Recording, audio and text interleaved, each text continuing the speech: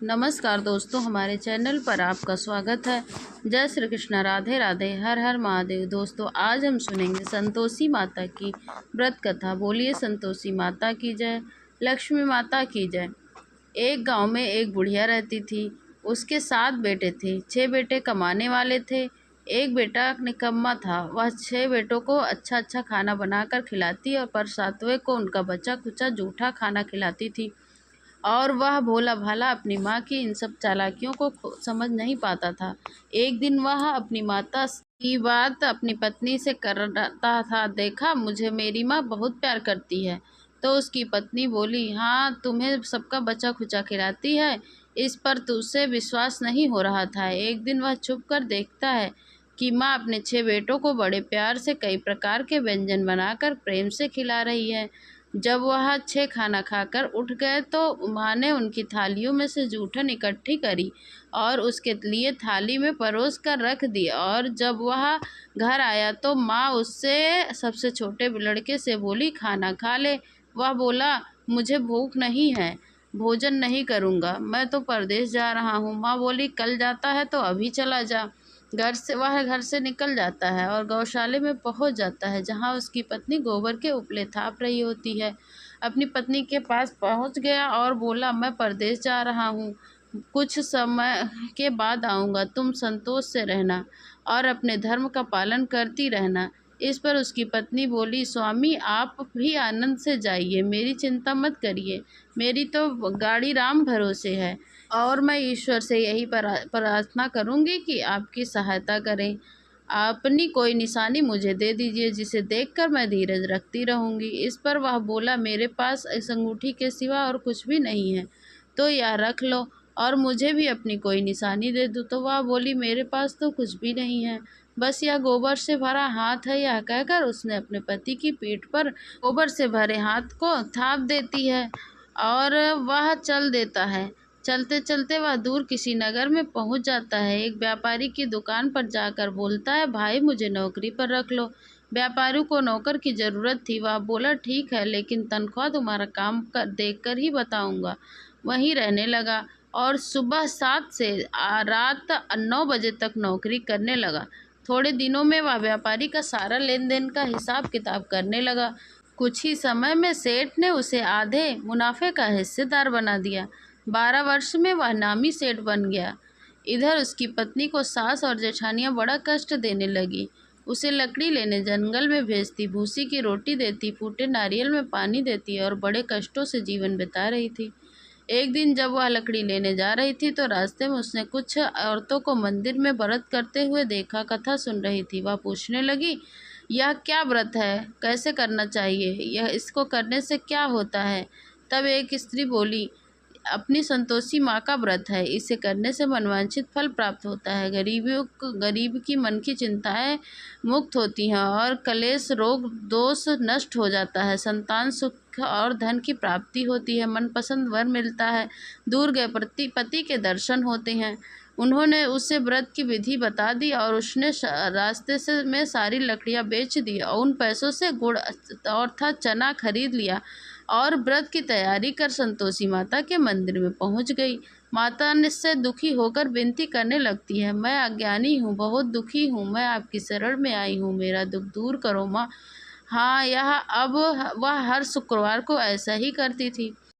एक दिन माता को उस पर दया आ गई। एक शुक्रवार उसके पति का पत्र आया। अगले शुक्रवार को पति का भेजा हुआ धन मिला। अब वह माता के मंदिर में गई, उनके चरणों में गिरकर रोने लगी। बोली, माँ, मैंने पैसे कब मांगे थे? मुझे तो अपना सुहाग चाहिए। मैं उनके दर्शन करना चाहती हूँ और उनकी सेवा मांगती हूँ।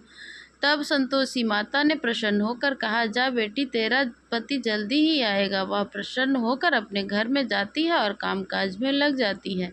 उधर संतोषी माता ने स्वप्न में उसके पति को याद दिलाती है, घर जाने को कहती है और बोलती है, माँ, वह बोला, माँ, मैं घर कैसे जाऊँ? परदेश की बात है, लेन देन के कई हिसाब बाकी हैं। माँ बोली, सवेरे उठकर मेरा नाम लेकर घी का दीपक जलाना और फिर स्थान पर बैठ जाना। सवेरे उठकर उसने वैसा ही किया। देखते ही देखते सारा लेन देन साफ हो गया, धन का ढेर लग गया। वह खुश होकर घर की ओर रवाना हो जाता है। उधर उसकी पत्नी रोज लकड़ियाँ लेने जाती और संतोषी माता की पूजा अर्चना करती। एक दिन वह बोली, माँ यह धूल कैसे उड़ी आ रही है। माँ बोली, तेरा पति आ रहा है, तू लकड़ियों के 3 बोझ बना ले, एक नदी के किनारे रख दे, दूसरा अपने सिर पर रख ले, तीसरा मेरे मंदिर में रख ले। तेरे लकड़ी के गट्ठर को देखकर तेरे पति को मोह पैदा होगा और तुम घर जाकर आवाज़ लगाना, सासू जी लकड़ियों का गट्ठर लो, भूसी की रोटी दो और फूटे नारियल में पानी दो। कौन मेहमान आया है उसने वैसा ही किया। घर के आंगन में गई, लकड़ियों का गट्ठर रख कर बोली, सासू जी लकड़ियों का गट्ठर लो, भूसी की रोटी दो और फूटे नारियल में पानी दो। आज मेहमान कौन आया है। यह सुनकर सास दौड़ी दौड़ी बाहर आती है, अपने कष्टों को भुलाने के लिए कहने लगती है, तेरा पति आया है, आ मीठा भात खा, भोजन कर, गहने कपड़े पहन। इतने में उसका पति बाहर आता है और उसके हाथ में अपनी अंगूठी देखकर पूछने लगता है, माँ यह कौन है। माँ बोलती है, यह तेरी बहू है, पूरे 12 वर्ष हो गए हैं, दिन भर घूमती फिरती रहती है, काम काज कोई भी नहीं करती है, 3 पहर आकर खा लेती है, अब तुझे देखकर नखरे दिखा रही है। वह बोला, माँ मैंने इसे भी देख लिया और तुम्हें भी देख लिया, अब मुझे दूसरे घर की चाबी दे दो, मैं उसी में रहूँगा। माँ बोली, ठीक है, जैसी तेरी मर्जी। उसने चाबियों का गुच्छा पटक दिया। बेटे ने अपना सामान दूसरे घर में रख लिया। देखते ही देखते उसके राजा के जैसे ठाट बाट हो गए। अगला शुक्रवार आया, अपने पति से बोली, मुझे संतोषी माता का व्रत का उद्यापन करना है। वह बोला, खुशी से करो तैयारी। तैयारियों में लग जाते हैं। जेठ के लड़कों को वह बुलाती है। पीछे से जिठानियाँ अपने बच्चों को सिखा देती है, तुम खाना खाने के बाद खटाई मांगना, जिससे उसका उद्यापन पूरा ना हो। लड़कों ने खाना खाया और खीर खूब खाई, उसके बाद खटाई मांगी। वह बोलने लगती है, नहीं नहीं, यह संतोषी माता का व्रत है, खटाई नहीं मिलेगी, संतोषी माता का प्रसाद है। लड़के बोले, तो फिर पैसे ही दे दो। भोली भाली समझ नहीं सकी, उसने पैसे दे दिए। उन पैसों से बच्चों ने खटाई लेकर खाने लगे। इस पर संतोषी माँ क्रोधित हो जाती हैं और राजा के दूत आकर उसके पति को पकड़ कर ले जाते हैं। वह बेचारी रोती हुई माता के मंदिर में फिर से जाती है और बोलती है, माता यह क्या किया आपने।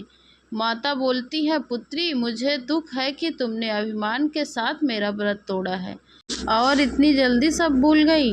वह बोली, माता मैंने तो कुछ गलत नहीं किया था, मैंने भूल से लड़कों को पैसे दे दिए थे, मुझे क्षमा करो माँ, मैं दोबारा उद्यापन करूँगी। माता बोली, जा तेरा पति रास्ते में आता हुआ मिलेगा। वह चली गई। रास्ते में उसका पति आता हुआ दिखाई दिया तो उसने पूछा कि तुम कहाँ गए थे।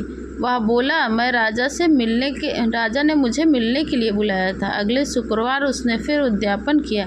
जेठ के लड़कों को बुलाया। जेठानियों ने फिर उसे सिखा दिया। लड़के भोजन से पहले ही खटाई मांगने लगे।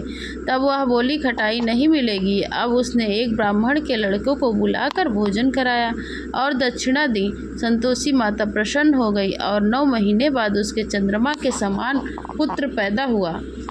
अब वह अपने पुत्र को लेकर रोजाना मंदिर जाने लगी। एक दिन संतोषी माता ने सोचा कि यह रोज यहाँ आती है, आज मैं इसके घर जाकर इसका ससुराल देखती हूँ। यह सोचकर संतोषी माता ने रूप धारण कर गुड़ व चने से सना मुख, ऊपर सूंड के समान होठ, जिन पर मक्खियाँ भिनभिना रही थी, ऐसी सूरत में वह उसके घर की ओर चली और दहलीज पर पाँव रखते ही उसकी सास बोली, देखो कोई डाकनी आ गई है, इसे भगाओ वरना किसी को खा जाएगी। सभी घर वाले भागकर खिड़की दरवाजे बंद करने लगे। तभी उसने ऊपर की खिड़की से देखा तो वह चिल्लाई और चिल्लाने लगी, आज मेरी माता मेरे घर आई हैं, आज मेरी माता मेरे घर आई हैं। उसकी सास बोली, पगली है क्या, वो देखकर उतावली हुई जा रही है, बच्चे को भी पटक दिया। बहू बोली, माता जी मैं जिन संतोषी माता का व्रत करती हूँ यह वही माता हैं। ऐसा कहकर उसने सारे खिड़की दरवाजे खोल दिए। सबने संतोषी माता के चरण पकड़ लिए और विनती कर कहने लगे, हे माता, हम मूर्ख हैं, अज्ञानी हैं, पापी हैं, आपका व्रत की विधि हम नहीं जानते हैं, आपके व्रत को भंग करके हमने बहुत बड़ा अपराध किया है। हे जगन्नाथ माता, हमारे अपराध को क्षमा कीजिए। माता बहुत खुश होती हैं और संतोषी माता की कृपा से उसका घर अन्न धन से भर जाता है। हे संतोषी माता, जैसे आपने बहू को फल दिया वैसे ही फल सबको देना। इस कहानी को सुनने वाले, ओंकार भरने वाले और कथा को सुनाने वाले को सभी मनोकामना पूर्ण करना। बोलिए संतोषी माता की जय, लक्ष्मी माता की जय।